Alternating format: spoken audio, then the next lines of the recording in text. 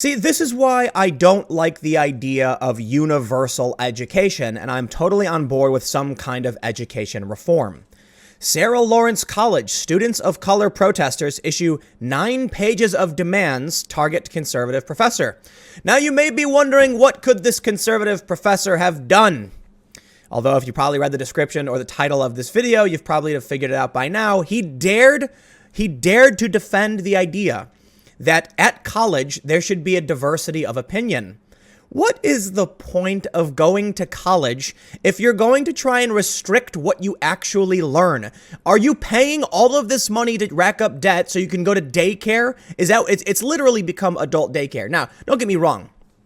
I made a long thread on Twitter about why I'm in favor of some kind of forgiveness plan for college loans. And my position on it is basically that I feel like young people were tricked. They were lied to. You know, a lot of my friends who took on massive debt were told, if you don't go to college, your life is over, basically. And in reality, their life is over because they went to college. As Jeffrey Miller pointed out, I believe he's a professor, intellectual dark web type, said that we were tricked. You know, we were lied to. Higher education betrayed us ideologically and overcharged. And now we've got a bunch of young people saddled with lifelong debt. How do we solve this problem? Well, these kids are upset that a conservative professor, here's the story, in early November 2018, we covered the story of a conservative Sarah Lawrence College professor, Samuel Abrams, who came under attack after writing an op-ed in the New York Times advocating for diversity of opinion on campuses. Yes, we need a diversity of opinion. Now, that doesn't mean we need the extreme of extremes. It doesn't mean we need the far, far left and the far, far right, or it doesn't mean we want Stalin in our universities educating our children. What it does mean is that you can read books by the worst of the worst. You can read history about Genghis Khan, Hitler, Stalin, Mao, etc. It's important you learn about what they thought and why they did those things. Universities do this. In fact, high schools, I don't know if they still do, but they used to play Nazi Germany propaganda pieces to teach children about the dangers of this kind of propaganda. But heaven forbid a professor say we should make sure our young people are being educated at the universities they're paying to attend. Well, they say the campus social justice warriors who claim to be devoted to diversity but didn't appreciate the call for intellectual diversity. Sarah Lawrence professor pens op-ed about the lack of intellectual diversity. Social justice warriors want him driven off campus. As detailed in the post, student protesters demanded Abrams be removed from campus, and his office door was defaced. Abrams wrote about his experience in The Spectator, the dangerous silence in higher education. Within hours, my office door and surrounding corridor was vandalized. Pictures of my family were taken, and bumper stickers that I had placed on the door to create a welcoming environment for students were stripped off. The vandals covered my door and surrounding hallway area with hateful paraphernalia intended to intimidate me into leaving the school.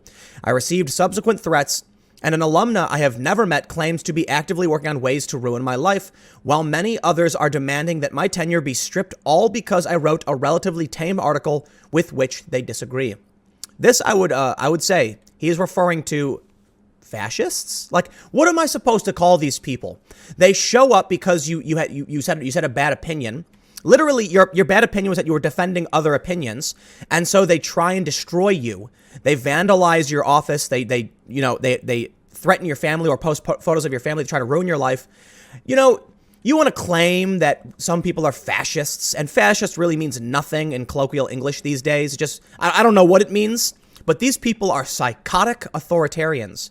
Following the defacement of my door, I was disappointed by the lack of a clear stand against violence and intimidation, and the lack of support for academic freedom and diversity of thought I expected from the college administrators. In fact, a note I received from a college official described the attack as alleged vandalism, as if you can't see it.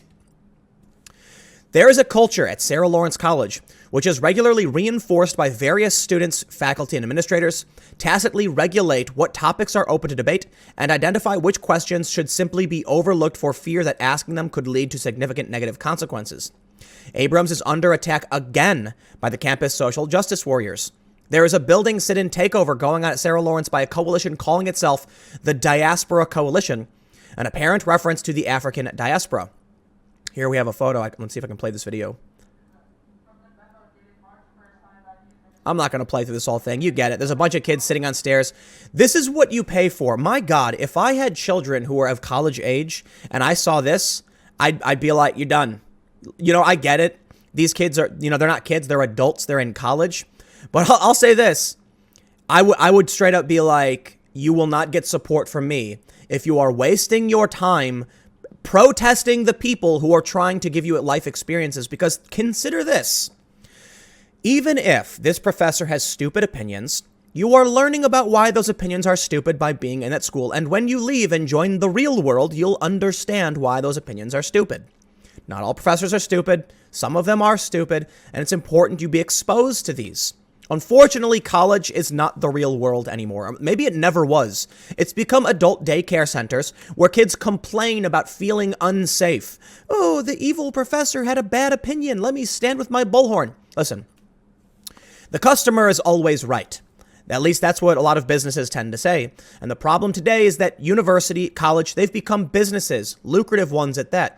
They're overcharging students. They're indoctrinating them with absurd ideologies. And no, I'm not trying to claim that all universities indoctrinate all students all the time. I think that's absurd. But there are some courses, there are some professors that are putting absurd nonsense in these kids' heads. And what's going to happen when they get out of school? I'll tell you what happens, because I know some of these kids who've gotten out of school.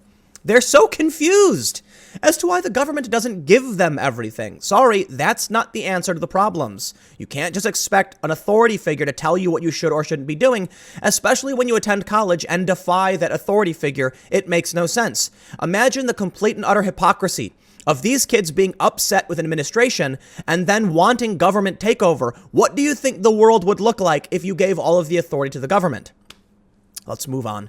And you can see there's more protests. Sarah Lawrence, what a shame, 50 years and still the same. Oh, they're always good with the little poems, aren't they? As part of the building takeover, the group had issued a 9-page list of demands. 9-page list of demands, reminiscent of a demands list that were the rage a couple of years ago at places like Oberlin College. The demand list reportedly was signed by 140 students. So they say the demand list then goes through a laundry list of gripes and demands, including a laundry list. All campus laundry rooms are to supply laundry detergent and softener on a consistent basis for all students, faculty, and staff. You gotta be kidding me. What? Imagine thinking that Orange Hitler has taken over the government, that we are seeing the looming rise of white nationalism, and you demand that your laundry be cleaned and your whites be whiter. I'm talking about laundry.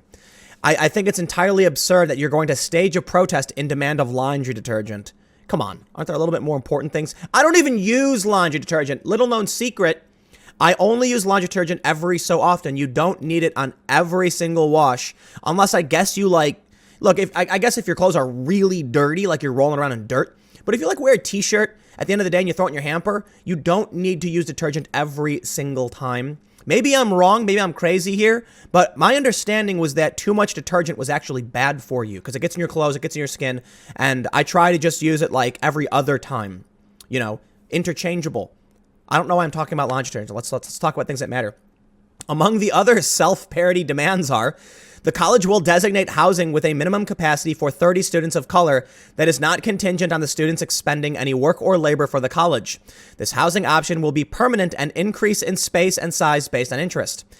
In addition to the expansion of the food pantry, we demand that the college implement a 24/7 space in the Barbara Walters Center focused on providing food and necessities, including pads, tampons, and detergent. Students should be able to obtain these items with their meal plan or meal money. We demand a mandatory first-year orientation session about intellectual elitism and classism. Oh, God, my head.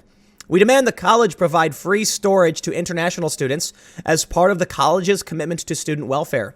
Then the Diaspora Coalition turned its attention to faculty demanding hiring based on race. Oh, here come the white supremacists. The white supremacists with guilty consciences. Diasporic students of color should not be forced to resort to racist white professors in order to have access to their own history. It is crucial that the college offer courses taught about people of color by people of color so that students may engage in and produce meaningful work. Okay, you know what? How about this? You're asking for complete and total segregation. Is that what you want? Seriously, complete and total, Only white people can teach white people, and only Asians can teach Asians, and only Latinos can teach. Is that what they're seriously advocating for? They want This is why I don't like these people. All right, I recognize as a human being, particularly of a mixed race origin, if you didn't know, I have to do that because people don't seem to realize I'm trying to point out the hypocrisy of these people thinking, look, here's the point, and here's why I bring it up. These people want segregation. They want people of color to teach other people of color. I've experienced hate from these people, racism and bigotry because of my heritage, and that's why I reject them. Do I think social policy can work? I do. Yes. I think education is great. I think colleges can work. I think we need to weed out the corruption. We need to rip off the festering bandage, clean the wound, and reapplicate a first aid, do first aid again. I still think progressive programs and social programs and center-left policy can work so long as we start weeding out the religion. Okay, this is religion. These people are nuts. Well, okay, so let's just wrap up here because I don't want to go too long, as per usual. In an email to me, Bonilla of Fire added, if Sarah Lawrence actually heeded the demands of his tenure review, or that Abrams be forced to make a public apology for his views, it would be hugely problematic from an academic freedom and due process standpoint. Tenure exists precisely to protect faculty from being targeted for their political beliefs, and its roots in American higher education are deeply intertwined with the persecution and scapegoating of progressive academics.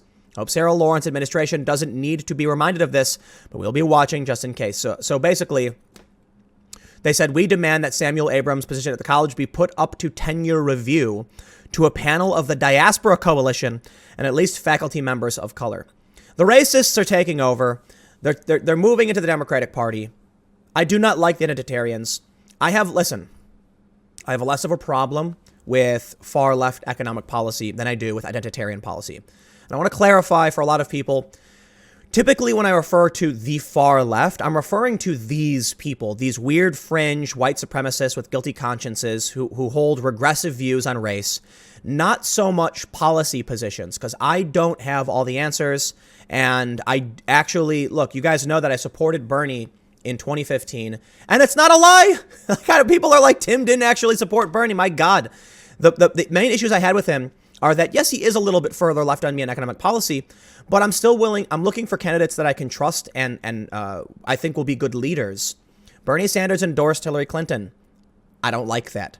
I didn't vote for Hillary Clinton. I don't like Hillary Clinton. I don't like the corporate elite multimillionaire Democrats.